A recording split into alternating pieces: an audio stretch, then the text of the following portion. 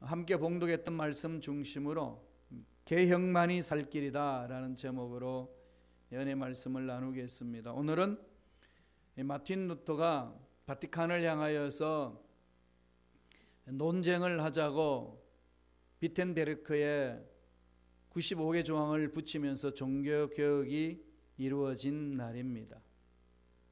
그 종교개혁을 인하여서 우리 프로테스탄트 교회가 생겼습니다. 개신교회가 생겨서 지금은 가톨릭 교회, 개신교회 이렇게 되어 있습니다. 역사적으로 좀 보자면은 가톨릭과 정교회가 나누어질 때가 1054년에 일어났습니다. 그건 성령에 대한 이해를 따라서 정교회하고 우리 가톨릭하고 교회하고 나누어졌어요. 그건 그냥 교회입니다. 나누어지고 그 이름이 가톨릭이고 하나는 정교회입니다. 가톨릭이라는 그 이름은 공교회라는 말입니다. 그냥 교회였어요. 공교회, 유니버설 처치, 우주적인 교회다. 그 교회를 내려오는 중에 마틴 루터가 1517년에 10월 31일 날 바티칸에서 주장하고 있는 성서 해석이나 방법은 하나님 말씀과 위배된다. 이렇게 나가면 되느냐? 우리 함께 논쟁해보자. 그 문제 제기를 95개 조항을 비텐베르크에 있는 비텐베르크 대학 게시판에 부착을 합니다. 이것이 완전히 불이 붙었어요. 그 당시에는 교황 무호이기 때문에 성경 위에 있습니다. 성경 권위보다도 교황의 권위가 더 강했습니다. 은혜보다는 행위였습니다. 모든 것이 세상의 그 가치관과 함께 이루어져 나가는 그 모습 속에서 이루어져 있기 때문에 마틴 루터가 성경을 연구하면서 이 부분에 있어서 오류가 있다고 지적을 하고 논쟁을 하자고 붙인 것이 종교개혁의 출발이 되었습니다. 엄청난 파장을 일으켰습니다. 그때의 교황 레오 10세가 그 다음 해인 1520년 7월 15일에 루터에게 판문장을 발송합니다. 너는 우리 공동체의 신부가 아니다. 그러면서 60일간 여유를 줄 테니까 그 주장을 철회하라고 협박을 했습니다. 그 당시 마틴 루터는 교수였기 때문에 학생들 보는 앞에서 그 판문장을 불살러 버립니다. 그 계기로 독일의 모든 그 사람들이 환호했습니다. 독일은 중앙 집권식이 아니고 영주권으로 지방분권으로 뒤에 있습니다. 그래서 결국은 그것이 영주들이 보호함으로 인하여서 마틴 루터가 종교개혁을 성공할 수가 있게 되었습니다. 이 마틴 루터가 종교개혁하기 이전 하나님은 400년 전부터 하나님의 원하시는 교회 공동체를 만들기 위한 운동이 싹트기 시작했습니다. 발두루스로부터 이클리프로부터 그다음에 우리가 내년에 종교개혁 발자취를 탐방하는 그 지역 체코에 있는 얀 후스 100년 전에 이런 개혁을 했는데 다 실패를 했습니다. 그리고 50년 전에는 사바나롤라가 했는데 그것도 이루어지지 않았어요. 그리고 드디어 루터 때 와서 그 일이 열매를 맺습니다. 이런 과정을 바라본다면 400년 전에 그 일을 감당해왔던 일꾼들이 실패했을까요? 아닙니다. 하나님이 준비시킨 거죠. 그 당시에는 그렇게 끝난 것 같지만 미완성으로 끝난 것 같지만 그것이 씨앗이 되고 결국은 자라서 마틴 루터에 의해서 이루어졌습니다. 내년에 가보면 아실 겁니다. 칼 황제 5세가 보름스라는 지역에 국회를 열었는데 그때 마틴 루터를 불렀어요. 네가 교황의 판문장도 찢어버리고 불태워버렸다고 그랬는데 지금 여태까지 너의 주장들을 여기서 철회하면은 다시금 우리가 용서해 주겠다고. 그때 마틴 루터가 유명한 말을 했습니다. 그 보름서의 교회의 지붕이 기와장으로 이렇게 지어져 있는데 엄청난 그 높이와 엄청난 넓이 속에 기와장이 있으면 얼마나 많겠습니까? 마귀들이 이 교회 천정에 있는 기와장처럼 많이 있단다 할지라도 나는 하나님의 말씀 앞에 순종하겠습니다. 내가 주장한 것은 내가 더 이상 번복하지 않습니다. 그러면서 기도하기를 하나님 내가 여기 있사오니 나를 써 주옵소서. 이 선포와 함께 하나님의 보살핌을 받아서 결국은 종교개혁에 성공하여서 개신교회로 오늘 저와 여러분들이 교회 공동체를 섬기고 있습니다.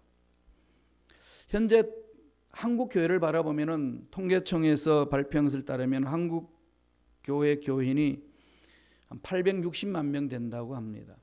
옛날엔 1200만 명이라고 했는데 많이 이렇게 감소됐습니다. 외국에 선교사 보낸 숫자도 많고 열심히 하나님의 일을 감당하면서 전도해서 교회 공동체가 더 튼튼하게 써갔습니다. 그래서 한국 교회는 큰 교회로, 대형 교회로 전 세계의 숫자 속에 10대 교회를 뽑으면은 7개 교회가 한국에 있습니다. 어마어마한 역사가 일어난 거죠. 여기에서 우리들이 질문을 해야 합니다. 대형 교회가 한국 교회 그렇게 전 세계의 비율 속에 7개나 된다고 그랬는데 통계 숫자 속에 과연 우리 교회들은 교회다운가? 하나님이 기뻐하시는 그런 교회인가? 물어봐야 합니다. 교회가 세상에 빛이 되고 세상에 소금이 되고 있느냐는 겁니다. 교회란 게 뭐죠? 예수 믿는 사람들의 공동체입니다. 교회 건물이 아니에요. 이건 예배당이에요.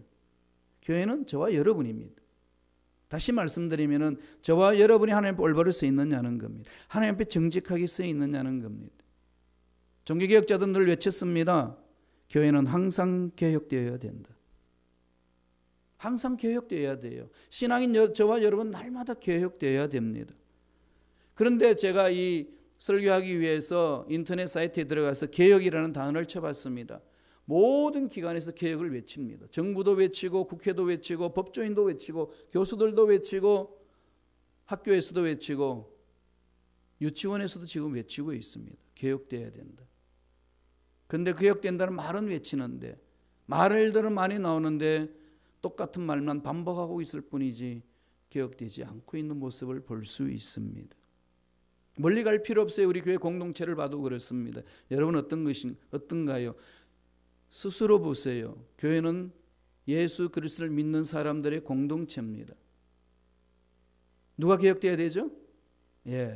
우리가 개혁돼야 됩니다. 그런데 그 개혁하는 그 방법과 방향들이 똑같은 개혁이라는 말 속에서 여러 가지로 펼쳐져 있습니다. 다릅니다. 이럴 땐 어떻게 해야 되나요?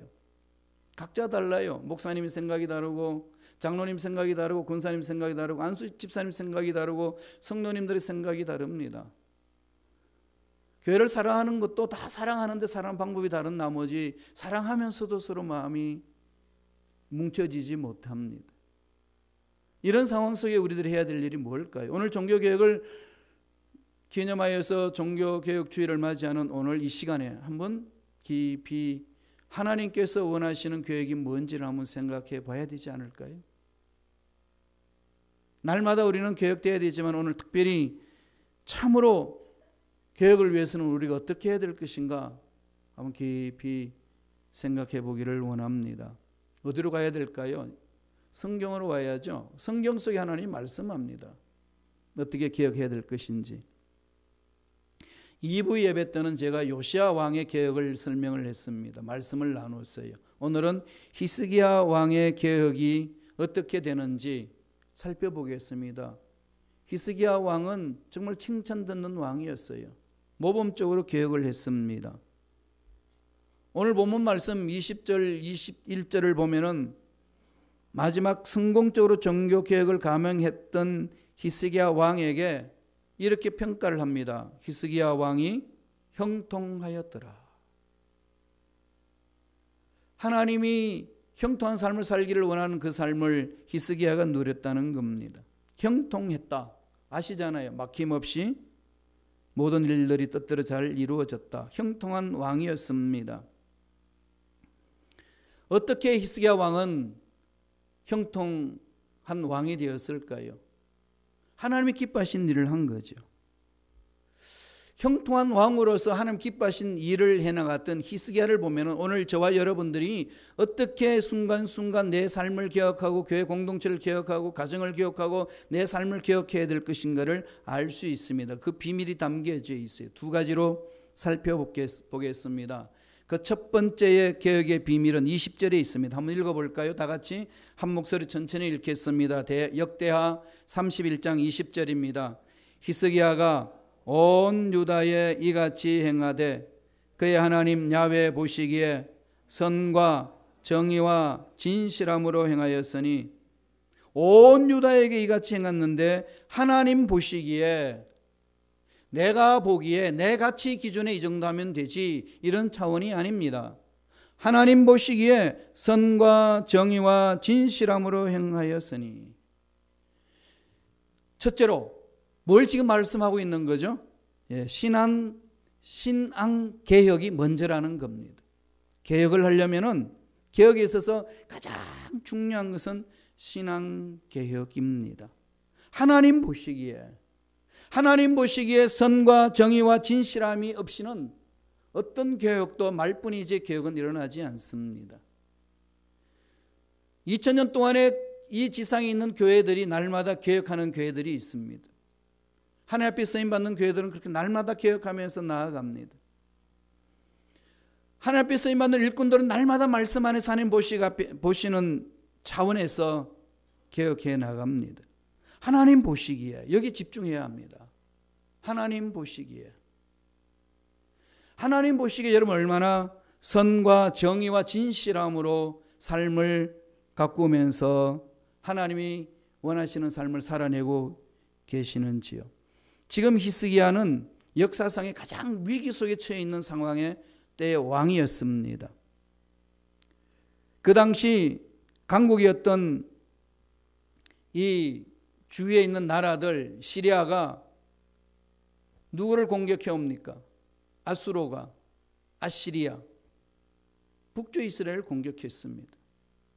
초토화됩니다. 그 다음은 남방 정책을 내려오니까 그들이 이집트까지 정복해 나가려고 하니까 꼭 이스라엘을 거쳐서 가야 합니다. 그 남조 유대도 멸망시키려고 어른거리고 있었습니다. 주위에 다 적이에요. 우리나라가 강대국소에 쌓여있는 그 모습과 유사합니다. 히스기야 왕은 완전 풍전등화에 처한 그 모습입니다. 이걸 어떻게 극복해야 되나? 군사도 키워야 되고 경제력도 확보해야 되고 그다음에 외교술도 잘 살려서 연합전선도 해야 되고 여러 가지 있습니다. 그런데 히스기야가 제일 먼저 이 풍전등화 같은 상황 속에서 무엇을 선택했을까요? 이거 오늘 저와 여러분에게 주는 메시지입니다. 뭘 선택했죠? 종교개혁을 했습니다. 신앙개혁을 했습니다. 군사력 강화도 아니고 경제구조의 개편도 아니고 외교력의 강화도 아니었습니다. 하나님만을 바라봤습니다. 하나님 보시기에 여기에 집중했습니다. 코람데오 신앙으로 섰습니다. 하나님 면전에서 전능하신 하나님이 살아계셔서 우리 민족을 만져주시면은 외부의 세력이 아무리 강한다 할지라도 우리 민족은 살아남을 수 있을 줄로 믿습니다.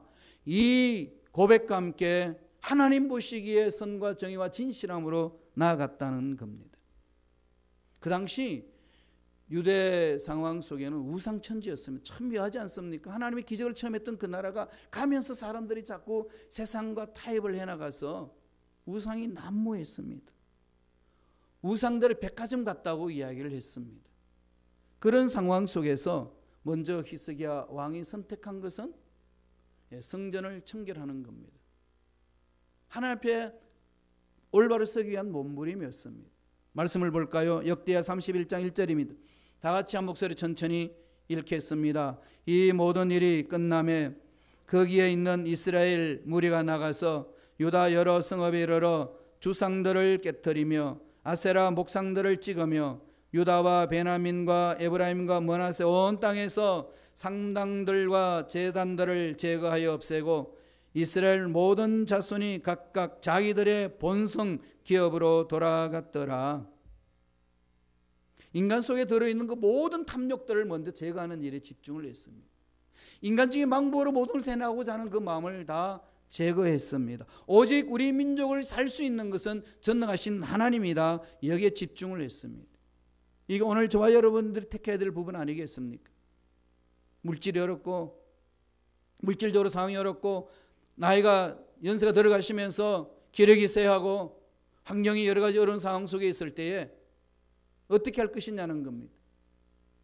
교회 공동체를 섬기는 저와 여러분들은 이 교회 공동체 10년을 바라보면서 어떻게 초석을 놓으며 나아가야 될 것이냐 물어봐야 되지 않겠습니까? 어떻게 해야 되겠습니까? 여러 가지 방법이 있어요. 그 중에 뭘 선택해야 하나요? 히스기야 왕의 방법을 선택하라는 하나님의 메시지입니다. 히스기야는 철저하게 하나님의 위대하심에 그 신실하심과 하나님의 거룩하심에 온 마음을 집중을 했습니다. 그래서 구약시대에 나타난 히스기야의 종교개혁은 성공적으로 이루어졌습니다. 이걸 보고 배우라고 하나님은 말씀을 합니다. 동일하다는 거죠. 히스기야를 통해서 하나님 일을 이루셨던 것처럼 히스기야가 성공했던 그 방법을 우리가 믿음으로 나아간다면 이룰 수 있다는 겁니다. 그게 우리의 문제에 답이 있다고 말씀을 해줍니다. 한 번 더 읽어볼까요? 역대하 31장 20절입니다.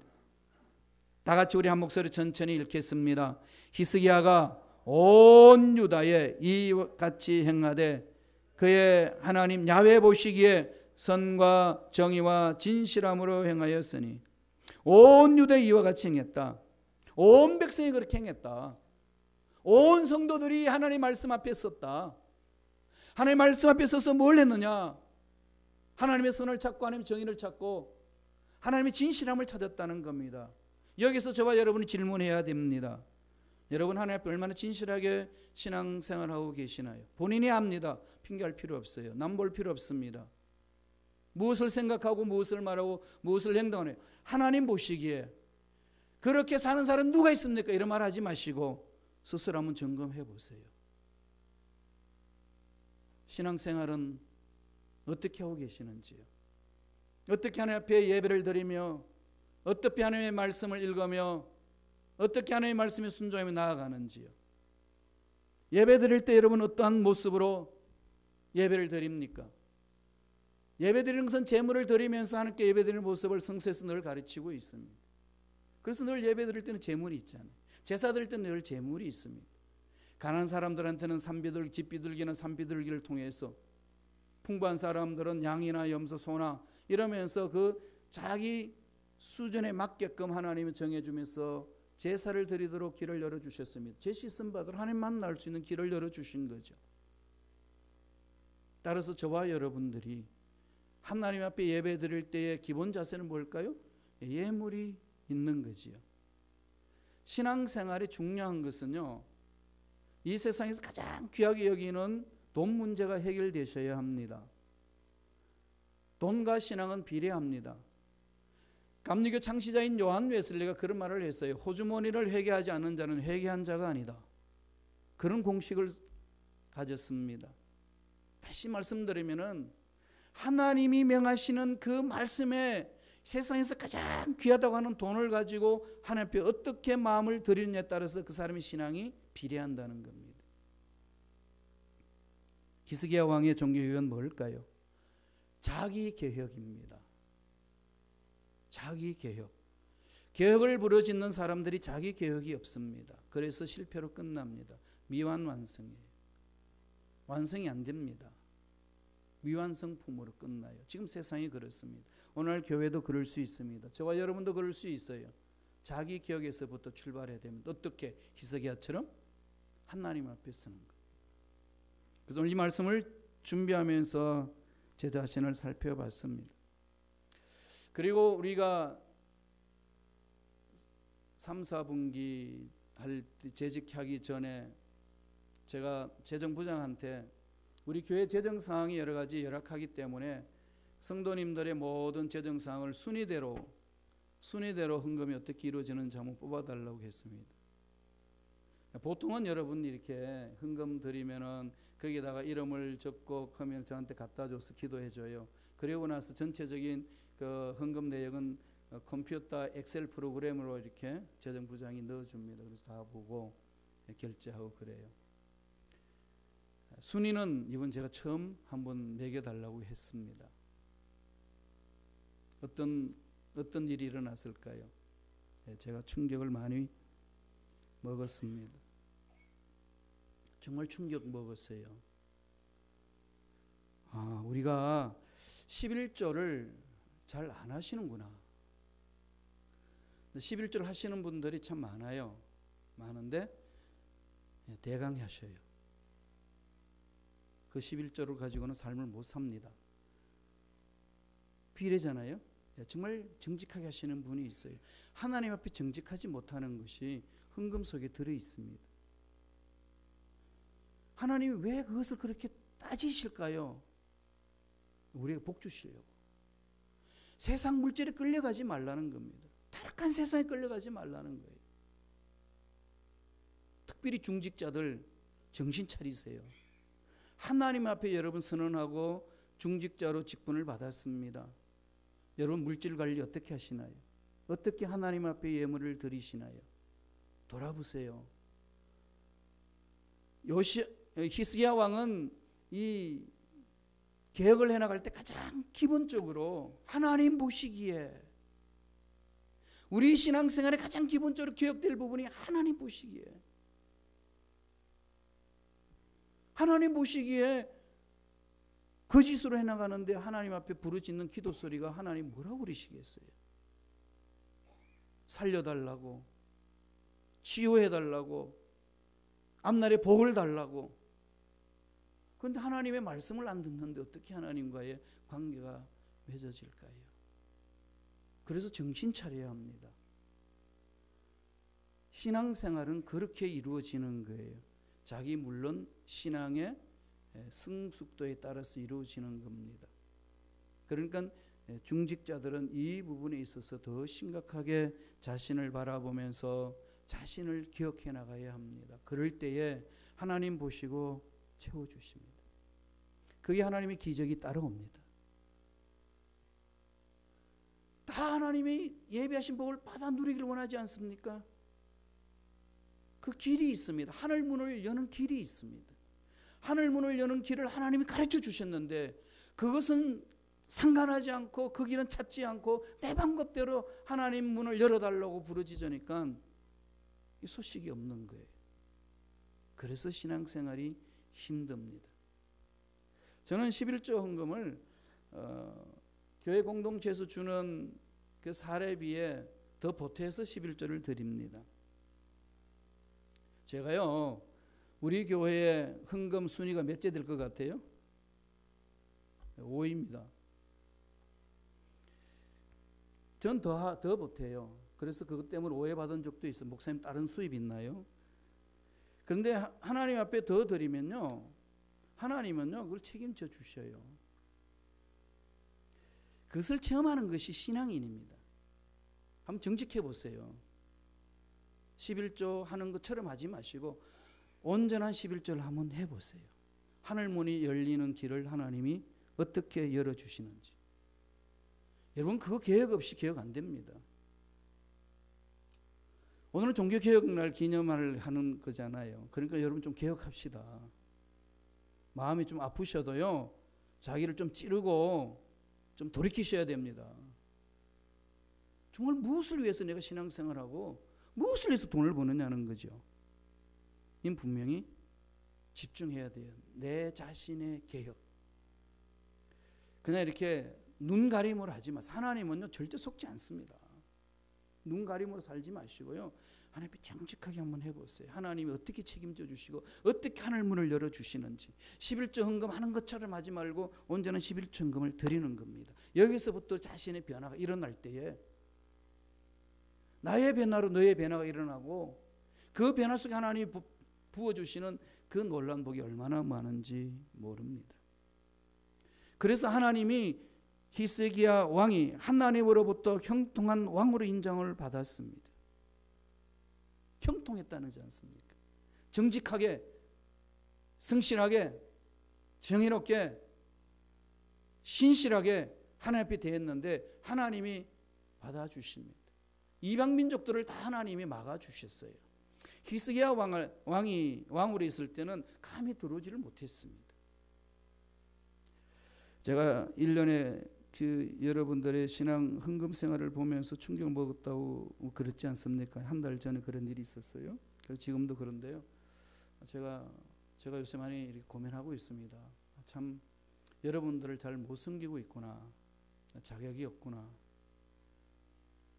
그래서 몸부림칩니다. 자격이 없는 사람은 여기 있어야 될 이유는 없다고 생각을 해요. 그래서 몸부림치는 거예요. 여러분 어떻게 신앙생활 하셔야 할까요? 자신의 계획을 위해서 한번 달려갔으면 좋겠어요. 그래서 주여, 제가 정말로 우리 성도님들을 잘 섬기지 못한 결과입니다. 이 자격 없음을 책망해 주시고 하나님 만져달라고, 하나님이 멋지게 아마 일을 이루어 주시리라 믿습니다. 오늘 또한 두 번째 형통한 왕으로 인정받은 비밀이 있습니다. 21절의 말씀이에요. 두 번째 열쇠를 우리에게 가르쳐 줍니다. 읽어볼까요?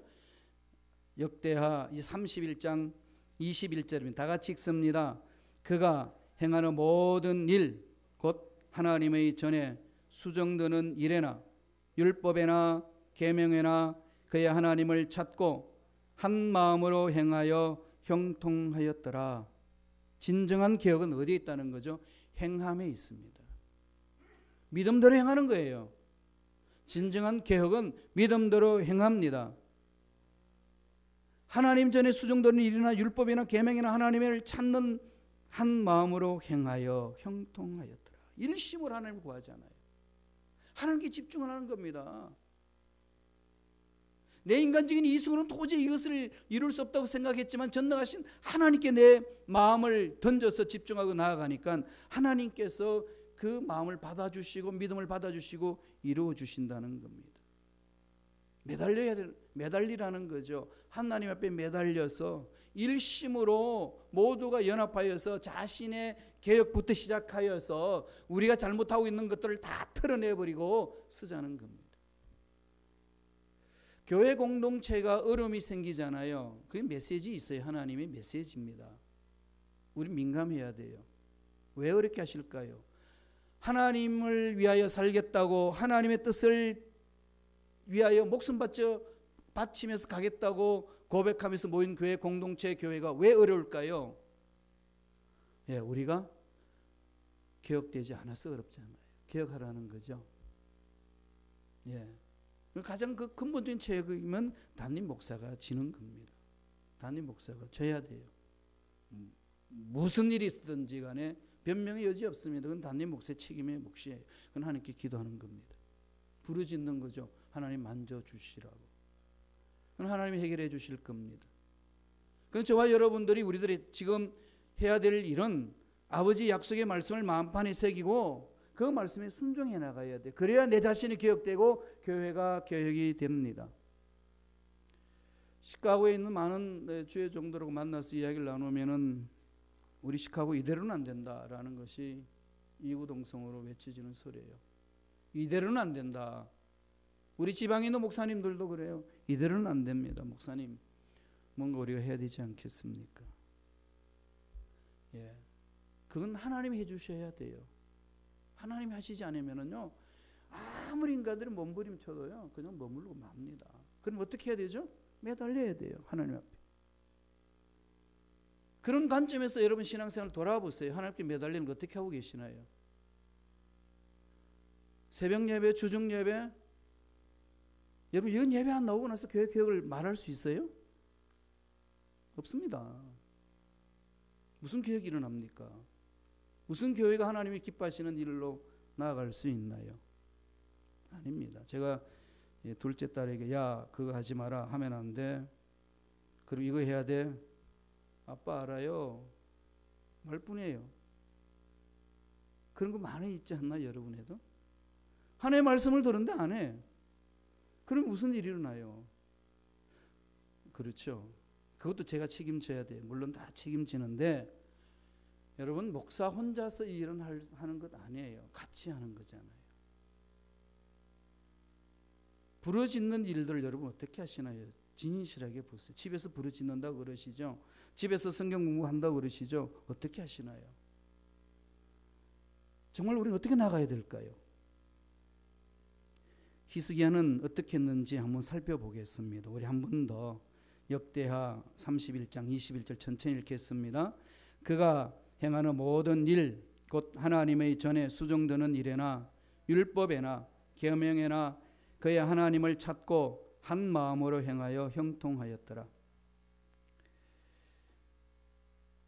하나님을 찾고 한 마음으로 행하여, 하나님을 찾고 한 마음으로 행하여.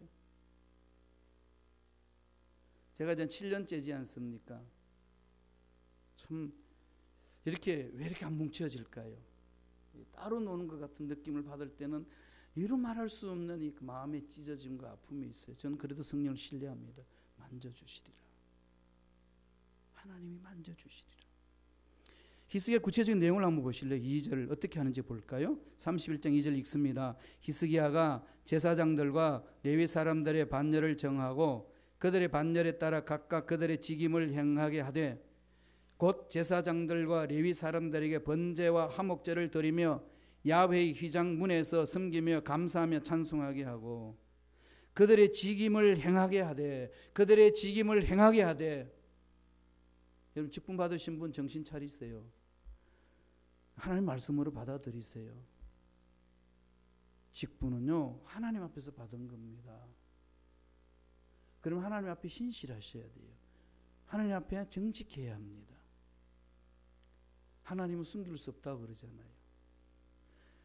이게 하나님의 눈을 피해서 하나님이 하라는 거 안 하고 돈들을 내가 마음대로 아낀다고 하지요? 아껴지던가요? 절대로 안 아껴집니다. 사건 다 터져요. 다 뺏깁니다.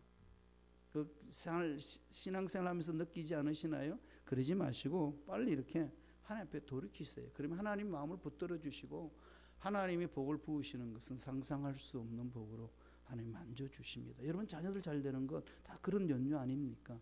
우리의 희생과 헌신 하나님 앞에 설 때에 하나님 붙들어 주는 것.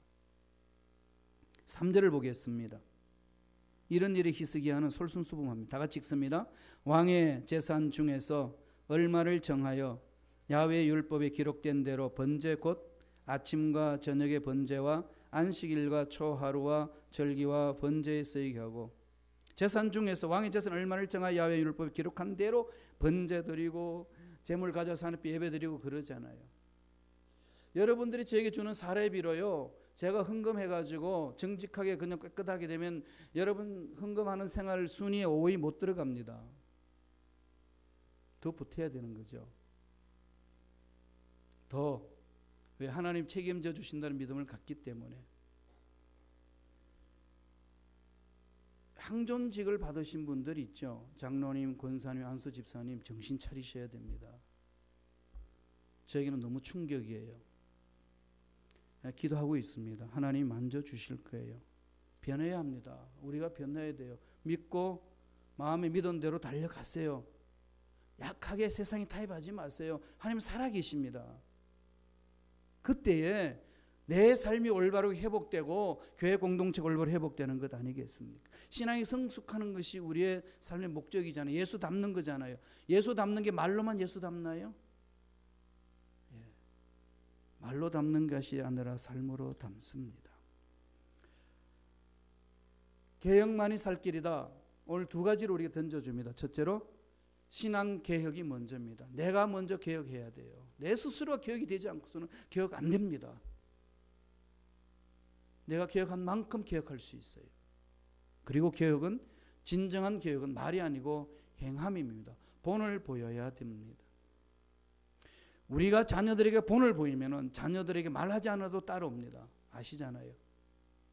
젊은 사람들에게 연세 드신 분들이 신앙의 본을 보이면은 그냥 따라갑니다. 아, 그렇게 하는 것이라고. 젊은이들이 교회 공동체하지 않는다는 것은 오늘날 세태가 그래 이런 말 아닙니다. 여러분 그런 말로 넘겨서는 안 되는 부분이에요. 자신을 돌아봐야 합니다. 히스기야는 어떻게 했나요? 매달리지 않습니까? 전능하신 하나님께 매달려서 부르짖었습니다. 한 번 더 제가 강구해 드릴까요? 우리 교회는 새벽 예배가 주일날만 없고 월요일부터 토요일까지 있습니다. 수요일은 요한계시록 성경 공부가 있고 금요일은 찬양 예배 기도회가 있습니다. 이건 여러분이 모르시는 것 같아서 한번 강구해 드리는 겁니다. 정신 차립시다. 지금 때가 어느 때입니까? 딴 이야기 하지 마시고 내가 정말 하나님 올바로 서 있느냐 이것만 이야기하자고요. 이게 안 서 있는데 무슨 일을 합니까? 못합니다. 여기에 집중하지 않으려고는 개혁? 예, 그건 난무한 소리입니다. 그냥 사람들로 하여금 시끄럽게 만드는 그런 소리밖에 되지 않습니다. 종교개혁자가 외친 소리 한번 다시금 우리 마음판에 새깁시다. 교회는 끊임없이 개혁되어야 한다. 나는 끊임없이 개혁되어야 한다. 기도하겠습니다.